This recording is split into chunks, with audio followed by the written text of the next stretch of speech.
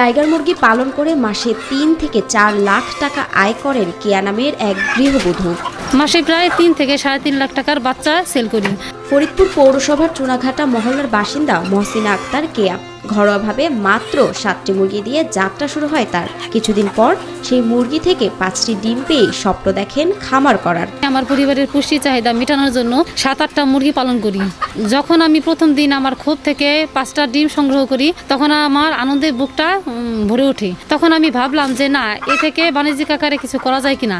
যেই ভাবা সেই কাজ। ২০২২ সালে মাত্র ৮,০০০ টাকায় ৫৬টি টাইগার মুরগি কিনে খামার করেন কেয়া। এরপর আর পেছনে ফিরে তাকাতে হয়নি নারী উদ্যোক্তা কেয়াকে। বড় বড় মুরগি হয়ে থাকে, এগুলা দেখে পুরো অবাক হয়ে গেছি। আমার তো এই মুরগি ভাই লাগবেই ভাই, ঠিক আছে, আমি তো দেখে পুরো পাগল হয়ে গেছি।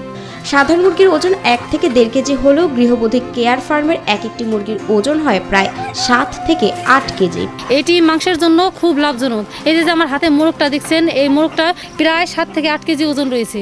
আমরা বাসায় যে মুরগি পালন করে থাকি সেটা হয়ে থাকে ১ থেকে ১.৫ কেজি। আমি দেখে পুরো অবাক হয়ে গেছি যে বাচ্চাগুলা এত বড় বড় হইতে পারে, ৭-৮ কেজি। বর্তমানে মহসিনা আক্তার কেয়ার ফার্মে দিনে ডিমই উৎপাদন হয় ২৫০ থেকে ৩০০টি।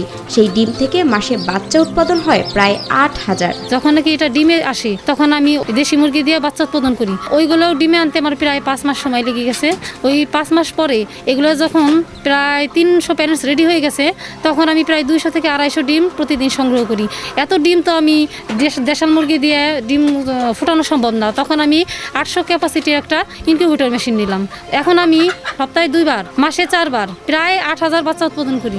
মাত্র ৮,০০০ টাকা দিয়ে বাণিজ্যিকভাবে মুরগি পালন শুরু করলেও যাত্রাটা সহজ ছিল না বলে জানান এই নারী উদ্যোক্তা। তবে সমাজের নানা কটু কথায় কান্না দিয়ে এগিয়ে গেছেন নিজের লক্ষ্যে। তখন আমি আমার পরিবার থেকে কোনো সাপোর্ট পাইনি। অনেকেই বলছে যে মহিলা মানুষ মুরগি পালবে, অনেক সামাজিক প্রতিকূলতার শিকার হয়েছি আমি। আমার স্ত্রী খামার যখন পরিচালনা করে তখন আমি আসলে রাজি ছিলাম না। এখন দেখি যে ও মুরগির পরিধি খুব বাইরে গেছে, সামনের দিকে আগাইতেছে। তো আমি অন্য একটা কাজ করতাম, সেটা আমি এখন সাইডে দিছি। এই মুরগিতে মনে করেন যে আমি খাবার পানি, ওষুধ, ভ্যাকসিন আমি দেই এবং সেও দেয়, তার সাথে থাকতে হয়। স্বল্প সময়ে এই টাইগার মুরগি বাজারজাত করা যায় বলে বাজারে এর চাহিদাও রয়েছে বেশ। ফলে চাহিদা মেটাতে এখন হিমশিম খেতে হচ্ছে এই নারী উদ্যোক্তাকে। প্রথমে বিক্রি করতে আমার একটু কষ্ট হয়েছে। এখন দূর দূরান্ত থেকে বাচ্চা আমার এখানে এসে অলরেডি আগেই বুকিং, 7 দিন 10 দিন আগে বুকিং করে থাকি। আমি আর এখন উৎপাদন আরও বাড়াতে হবে। এদিকে মহসিনা আক্তার কেয়ার সফলতা দেখে এই টাইগার মুরগি পালনে আগ্রহী হয়ে উঠছেন এলাকার বেকার যুবকেরা। দূর দূরান্ত থেকে এই মুরগি নিতে খামারে ছুটে আসছেন অসংখ্য মানুষ। আমার খুব ইচ্ছা আছে যে এরকম একটা খামার করব। এত বড় বড় মুরগি হয়ে যায় খুব অল্প টাইমে। তো আমার কাছে মনে হয়েছে যে এটা অনেক লাভজনক একটা ব্যবসা। তো আমার করার ইচ্ছা আছে, এই জন্য আর কি আসা এখানে। কেয়াপার কাছ থেকে টাইগার মুরগির ছাউনি বেড়াইছি। কেয়াপা একটা ফার্ম করছে, সে মেলা উন্নত করছে। আমরাও চাই যে আমরা তার মতো উন্নত করি। এই যে কেয়াপার কাছ থেকে টাইগার মুরগি নিলাম 50টা। তো দেখা যাক কি হয়। শুনেছি এই মুরগিগুলা নাকি অনেক উন্নত মানের বা অনেক ভালো হয়। শুধু ফরিদপুর নয়, মহসিনা আক্তার কেয়ার এই টাইগার মুরগি বিক্রি হয় দেশের বিভিন্ন জেলায়। ফলে আগামীতে এই ব্যবসা আরও বাড়ানো হবে বলে জানান নারী উদ্যোক্তা কেয়া ও তার পরিবার। আমি আর এখন উৎপাদন আরও বাড়াতে হবে। এই মুরগি এই 300 প্যারেন্টস আগামীতে আরও প্যারেন্টস করার ইচ্ছা আছে।